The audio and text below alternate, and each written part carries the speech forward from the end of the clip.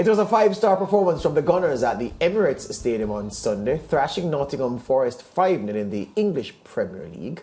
That result and the others, this is the graphic. So yeah, Arsenal 5-0 better than Nottingham Forest. Manchester United snuck by West Ham United 1-0. Man City won on the road 1-0 at Leicester. Tottenham also winning on the road, coming from 2 goals down to beat Bournemouth 3-2. Wolves and Brentford 1-1. Diego Costa sent off for headbutting Ben Mee. Brighton tearing Chelsea apart 4-1. Crystal Palace beating Southampton 1-0. Their shot-shy striker Hudson Edward with the goal. Newcastle thumped Aston Villa 4-0. Dominating performance there. Fulham and Everton 0-0. Fulham failing to score there. And Liverpool losing to Leeds 2-1 at Anfield. This is how the table looks. The Gunners have a 2-point lead. So in the top 5 teams, 2 of the teams have played 13 games, Spurs and Newcastle. The other 3, Arsenal, City and United, having played a game less. Crystal Palace are in 10th. They are on 16 points, minus 3 goal difference. Nottingham Forest, rock bottom. Look at their goal difference already, minus 20, the clearest sign of their struggles this season. They've let in 28 goals. Have only scored 8 in 13 games. And those statistics, they bear the reasons for their struggles this season. Wolves are also in the relegation zone. And you know what? I'm calling it early. Those 2 teams are 2 of the 3 that will go down this season. Maybe Bournemouth will tumble and join them there. I don't think Leicester are bad enough to go down this campaign. So yeah, I'm putting that out there. Wolves, Nottingham Forest, 2 of the teams I expect to be relegated at the end of the season. Meanwhile, the Liverpool boss, Jurgen Klopp, he cut a frustrated figure as his team lost again, beaten by struggling Leeds at Anfield. Leeds' win was their first in their last 5 Premier League games, and Klopp accepted his team is not in its best moment. It's no secret that pretty much everybody on the pitch can play better football. There's no doubt about. But it's about that. You have to. You have to do the simple stuff right, and then you gain confidence, momentum, all these kind of things. That's how it is, and we had that in different games. But today, we couldn't gain it. The situation is like it is. There's no excuse for it or whatever. But we have the problem from the first day with injuries or half fit players are not injured. So, and that's what we carry with us in the moment, and that's why some players play too often and other players have to play too early. So that's the situation. George Klopp there, yeah.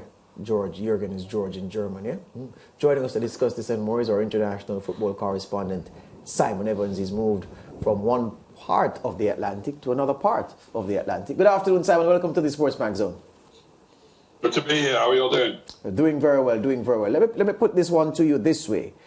In the history of the Premier League, there have been only 3 managers who've had long-term stints at top clubs. Pep Guardiola, the latest in the club. Of course, the other 2 being Sir Alex and Arsene Wenger. A feature of all 3 managers was their ability, especially Sir Alex, to refresh the team at a dip in a particular cycle. When he felt that the team was getting particularly stale, he would make changes, and there were players who the fans and the pundits felt had a lot to give at the club, who Alex would have seen something behind the scenes which suggested that this player needed to be moved on to make way for fresh blood. I mean, the decision to dispense with Paul Ince wasn't popular because Ince was at the top of his game when he was let go, but his replacements did very well in the Manchester United team for years to come. So I use that as the basis for this discussion about Klopp and Liverpool. Does the project need refresh? Does it need a reset?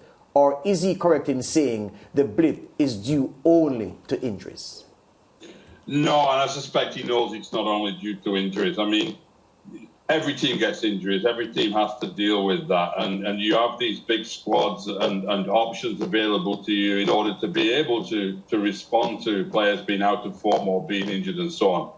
Liverpool should have done the reset last summer. I know that sounds easy to say in hindsight and so on, but plenty of people were saying it at the time about that midfield, that it's getting older, that the players who've been able to give a lot, like Jordan Henderson and so on, are getting more and more injuries, aren't able to cover as much ground as they used to do.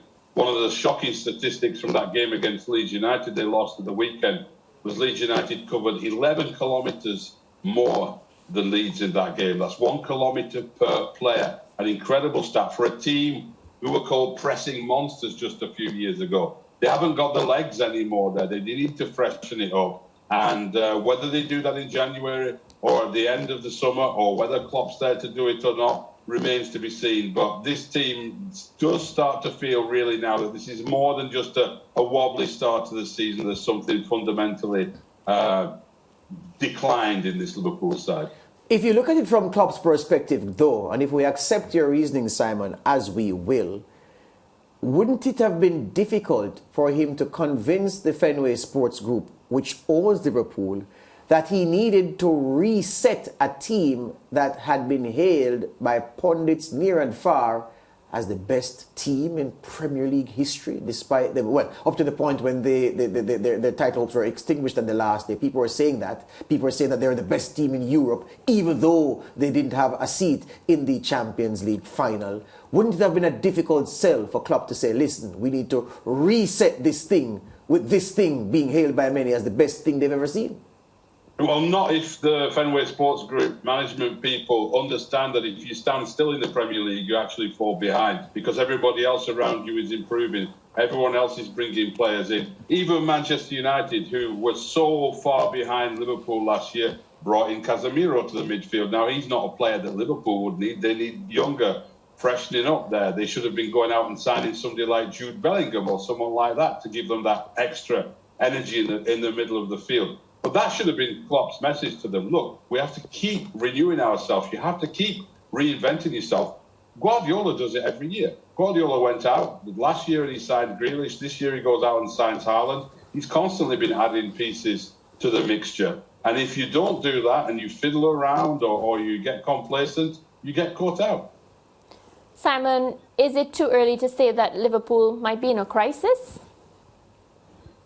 No, I don't think so. I think it is a kind of crisis. I think, look, the Premier League is so crazy this year with the teams' forms being all over the place that they could end up having a terrible season and still finishing in the top four. Because we see, you know, the Tottenham are unpredictable, Newcastle are in there at the moment, Chelsea are all over the place. So, you know, lots of things could happen, yeah, and they could still end up with a decent position from this season. But I think that team that's excited us so much over the last 4 or 5 years has run out of steam and does need freshening up, whether it's a crisis or not.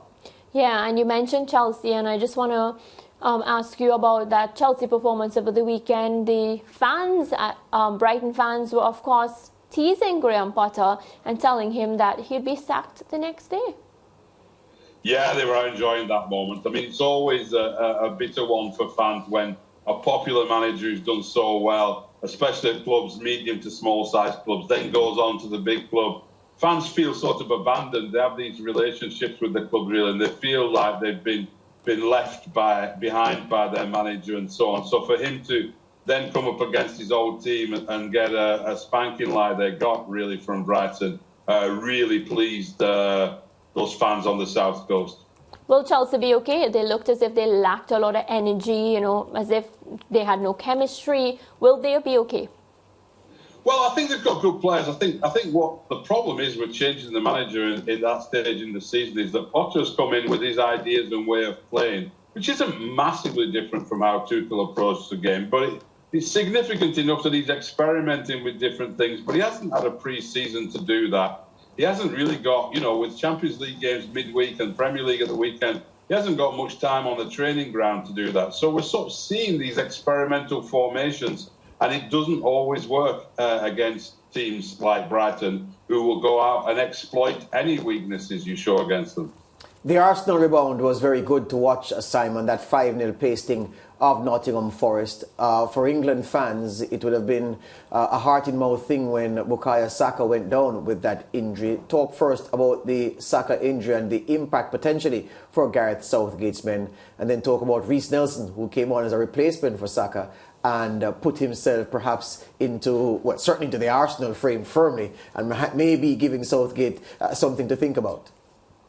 Yeah, I think Saka this season has moved from that player for England who was an option from the bench, perhaps, an exciting talent who might get games, but his performances this year have been so good. He's matured so quickly that he's really become a player who I think England will be counted on in Qatar. So Gareth Southgate will be really hoping this injury does clear up in time. And yeah, Nelson coming through, there's quite a number of young players at Arsenal who have had little tastes of it. And I think Arteta has done quite well over the last couple of years of using the League Cup and other competitions to get these players in there and create that feeling that's more important really than how many minutes they get. It's that feeling that I'm part of it here. There's a chance for me here. And we see other clubs, Chelsea being one in particular, where young players don't seem to get that opportunity, don't feel like they're involved. And then if they come into the side suddenly, it's such a massive step up for them. So I think big plus marks for Arteta for the way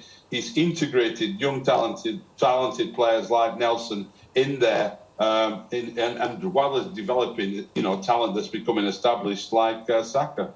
Simon, quickly, I had a very good conversation this morning with a guy from marketing who came in earlier and was talking to me. He's a Brazilian fan and he's looking forward to the World Cup. We were looking at the squad makeup, and I said to him that, it's going to be difficult for Chichi, who's been on a tour of England, a recent round, to leave Gabriel Martinelli at home. This young man deserves to play at the World Cup. And Brazil's squad is lavishly, there are lavish talents available to him in Brazil at Chichi. But I can't see a sensible coach leaving Gabriel Martinelli at home, especially when he can pick 26 players. Yeah, he's been outstanding this year, hasn't he? He really has. I mean, basically second half of last season and then this year, he's got so much talent and so much speed as well. He does it all at speed, doesn't he? So he is, and there's all kinds of things coming to Brazil selections, and there's always a little bit of pressure to include a few local players. But I tell you what, I watched the Copa Libertadores final of the weekend, 2 Brazilian teams involved in it, and the standard of the domestic football there, just isn't up to scratch really for World Cup level players. So you would think that there would be a real pressure this time for him to look to someone like Martinelli to come in and maybe freshen up things a little bit for Brazil, give them something different. Yeah, Chichi's a man, though, who we know that he'll be loyal to the players who helped to get Brazil to the World Cup, and that may count in the favour of some of the wingers that he has at his disposal. But Martinelli is too good to sit at home and watch the World Cup on the TV. Thank you for your time, Simon. We'll talk again.